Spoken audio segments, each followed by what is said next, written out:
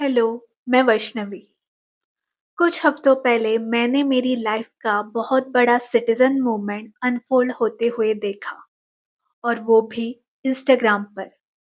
And as a art student, mass communication graduate, I made some notes, observation जो मुझे आपके साथ share करने हैं।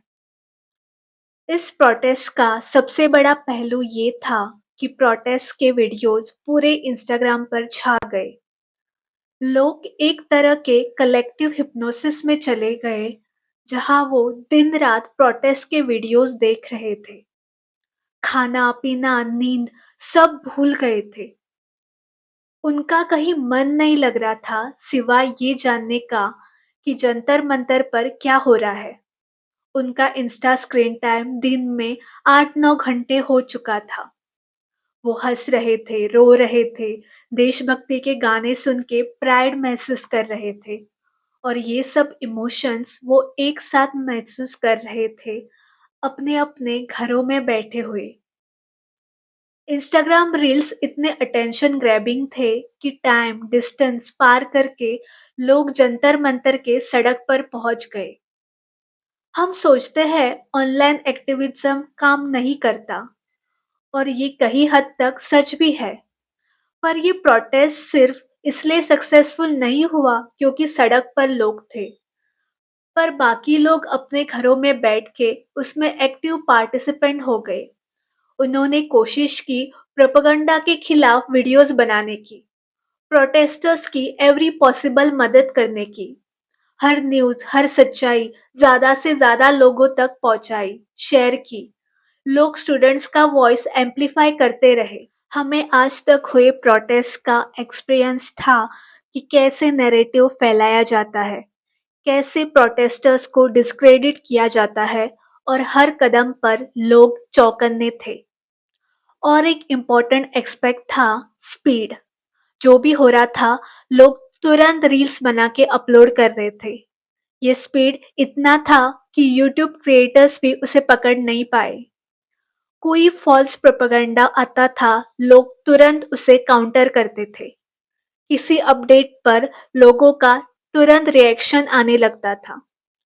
जहां मीडिया फेल हो चुकी है, सिटीजन्स खुद रिपोर्टर्स बन गए, या ऐसा कहे, उन्हें मजबूर किया गया। इस मूवमेंट का सबसे बड़ा टूल था humour, memes, sarcasm, black comedy, ये सब। अगर कोई सीरियस चीज हो तो हम ज्यादा देर तक देख नहीं पाते।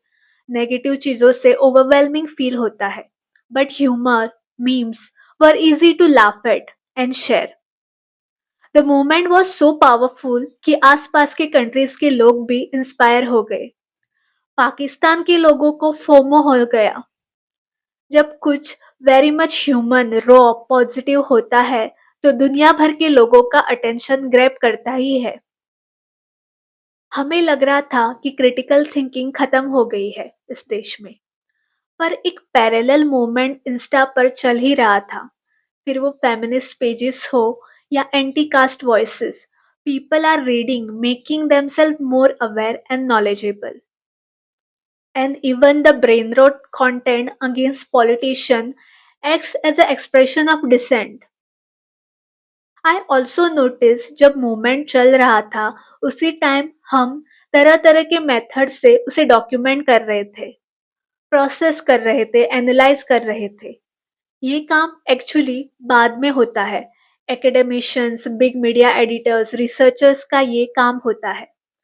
पर maybe we are not sure कि हम नहीं करेंगे तो और कोई हमारी कहानी बताएगा भी जिस तरह से हम बताना चाहते हैं।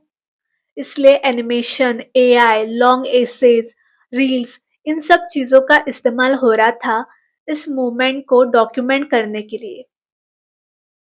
At the end, I will say इस मूवमेंट की सक्सेस का क्रेडिट उन क्रिएटर्स को जो इतने सालों तक लोगों में अवेयरनेस फैलाते रहे, in spite of getting abuses, threats and intimidation.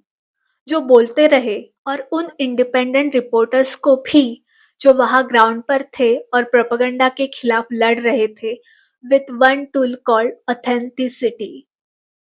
वैसे, अगर आपको याद हो, जब शुरू में कॉकरोच जनता पार्टी की सटायर वेबसाइट बनी थी, तब कॉकरोच होने का ये भी एक ट्रेट था कि they are chronically online and best at ranting, and यही आगे जाके उनकी रियल ताकत बन गई।